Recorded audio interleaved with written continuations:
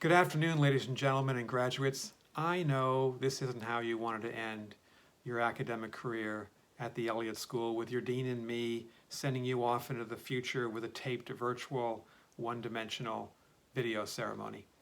Long ago, in the pre-coronavirus world of March 1st, 2020, you probably imagined your graduation, a beautiful, warm DC afternoon, your class together one last time, your parents, siblings, significant others, friends in attendance, as you experience one of the great ceremonies in American life, your commencement, your launch into the future, with a burst of collective energy, hope, and optimism. Graduations, however, can be bittersweet, and yours is uniquely so. You may not have the classical memories each of your predecessor Elliott School graduation classes accepted as a right, but you will have a measure of solace they did not.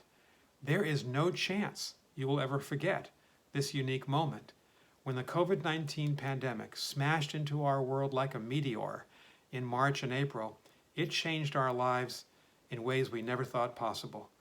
That's one of the reasons I'm truly honored to speak to you today about the meaning of what we've experienced, the meaning for you personally and for your class collectively. I want first, however, to give thanks to your dynamic dean, your leader, Reuben Brigady, for all he has done for your school and for our country as an American ambassador. If we were all together, I'd ask you to rise and give it up for Reuben.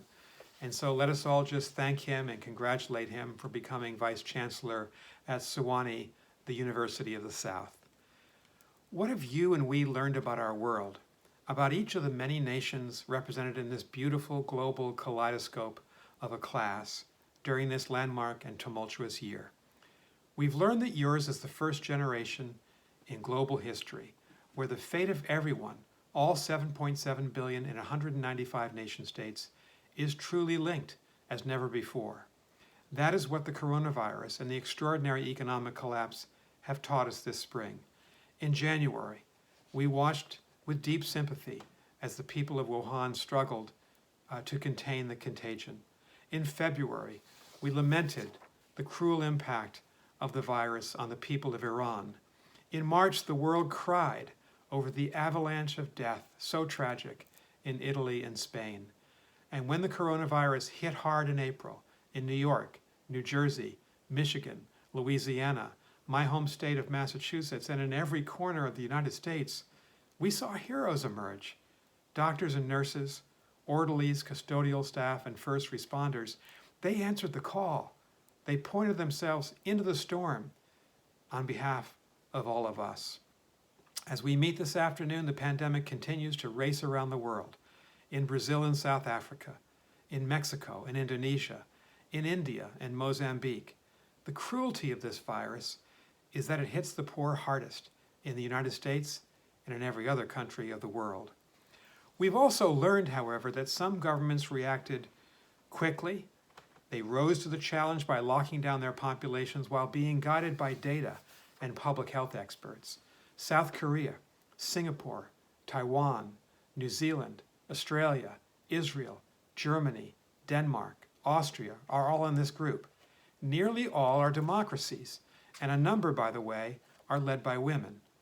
We've learned that authoritarian governments in China, Russia, and North Korea refuse to provide accurate information to their own citizens, much less the rest of the world, and refuse to admit that they might have erred in any way.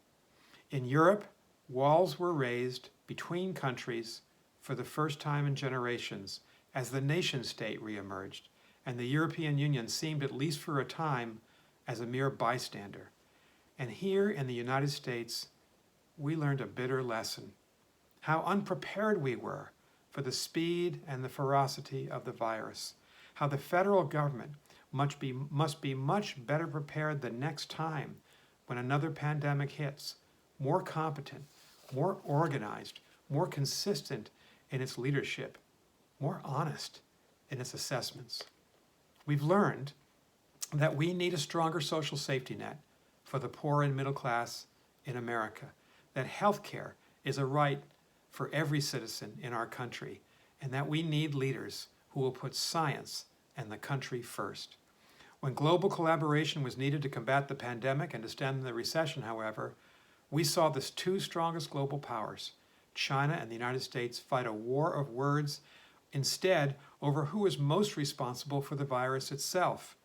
We saw a nearly inert G20 and G7 and United Nations Security Council. There was simply too little international coordination, collaboration, and cooperation, too little selfless and effective global action. If we choose not to work together to combat the coronavirus, how in the world in future years will we combat climate change effectively, or global human trafficking organizations, or crime and narcotics cartels, and all the other threats that we're going to face?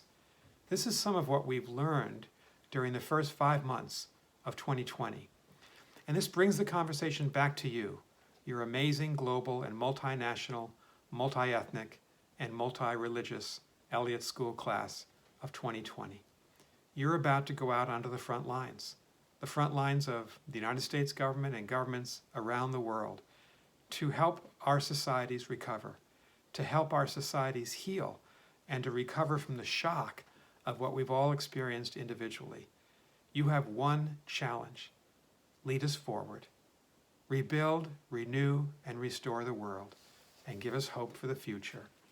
His Holiness Pope Francis spoke at the height of the disaster in Italy in late March to this fundamental challenge of how we unite a divided world in a time of pandemic.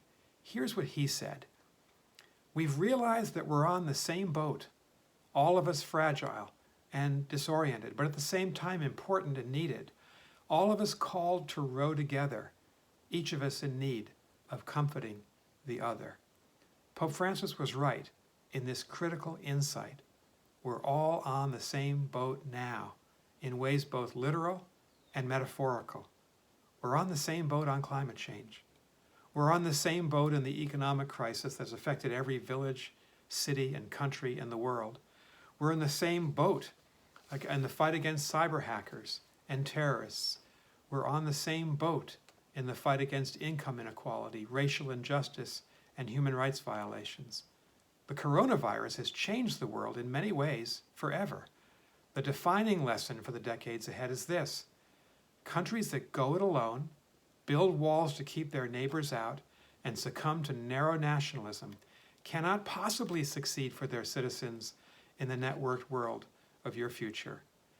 We Americans have a special responsibility, given our power in the world, to be responsible in its use. Great nations do not pull away from global leadership. Instead, we need to recall what made us truly great over the last 7 decades: our openness to immigrants and refugees, our faith in the power of our alliances, NATO and our East Asian alliances, the fact that we've stood up countless times for democracy and human freedom, the fact we've organized the world so well through freedom of trade. Your generation will struggle, as did ours, with the inevitable competition among nations for power and influence and resources and geopolitical position.